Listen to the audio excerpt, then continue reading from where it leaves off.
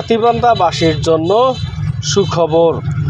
আজ হাতীবান্ধা আরিফ প্লাজার নিচে উদ্বোধন হয়ে গেল দেশের বৃহৎ বাজার প্রতিষ্ঠান স্বপ্ন। এই স্বপ্ন উদ্বোধন অনুষ্ঠানে উপস্থিত ছিলেন লালমনিরহাট ১ আসনের প্রার্থী আনোয়ারুল ইসলাম রাজু, হাতীবান্ধা উপজেলা নির্বাহী অফিসার শামীম মিয়া, তরুণ সমাজসেবক ও বিএনপি নেতা এম শাহিদুজ্জামান কোয়েল সহ বিভিন্ন সামাজিক ও রাজনৈতিক ব্যক্তিবর্গ উপস্থিত ছিলেন। এ সময় বক্তব্য রাখেন বিশিষ্ট শিল্পপতি আনোয়ারুল ইসলাম রাজু, বিএনপি নেতা শাহিদুজ্জামান কোয়েল এবং উপজেলা নির্বাহী অফিসার শামীম মিয়া। এ সময় দোয়া শেষে ফিতা কেটে উদ্বোধন করেন তারা। রমজান মাসে আমরা স্বপ্ন করতে পেরে খুব আনন্দিত। স্বপ্ন হচ্ছে এপিআই লিমিটেডের সিস্টার কনসার্ন। তো এখন পর্যন্ত সারা বাংলাদেশে প্রায় 600+ স্বপ্ন আমরা পরিচালিত করতেছি। তো তার ধারাবাহিকতায় হাতীবান্ধায় আপনাদের দীর্ঘদিনের প্রত্যাশা ছিল যে ব্র্যান্ডের একটা সুপার শপ আসা।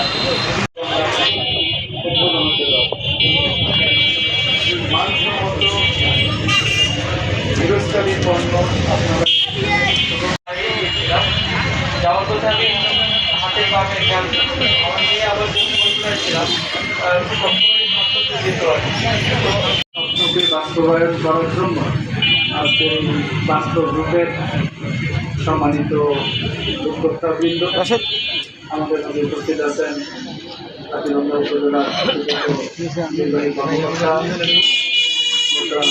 শামীম মিয়া, বিশিষ্ট রাজনীতিবিদ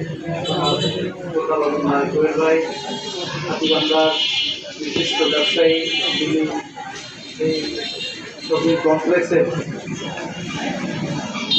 স্বত্বাধিকারী, তিনি সহযোগিতা করে এই স্বপ্নকে বাস্তবায়নের জন্য গুরুত্বপূর্ণ ভূমিকা রেখেছেন। আমরা আমাদের জামাতের সম্মানিত আমি প্রবাসন উপস্থিত অন্যান্য ব্যবসায়ী বৃন্দ এবং আমার প্রান্তীয় সাংবাদিক ভাই, আসসালামু আলাইকুম ওয়া রাহমাতুল্লাহি ওয়া বারাকাতুহু।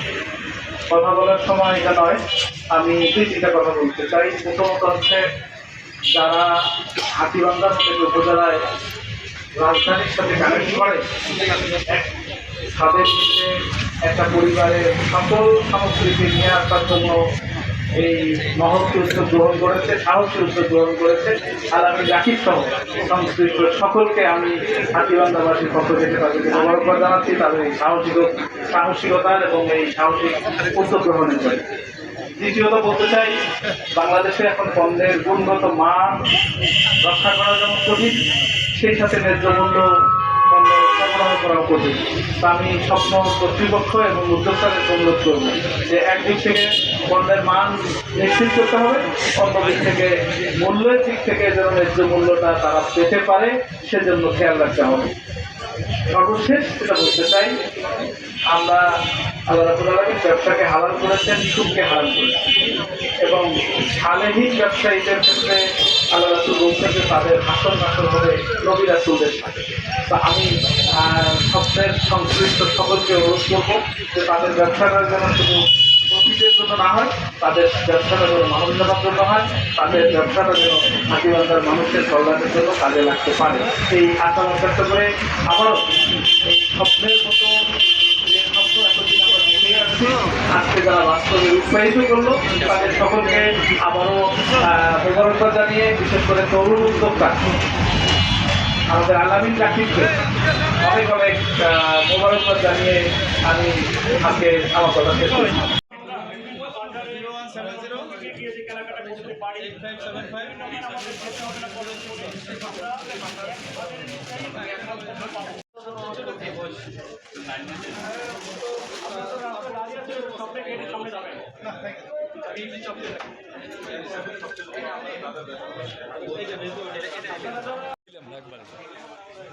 হাতে ব্যথা শিখে যাবে।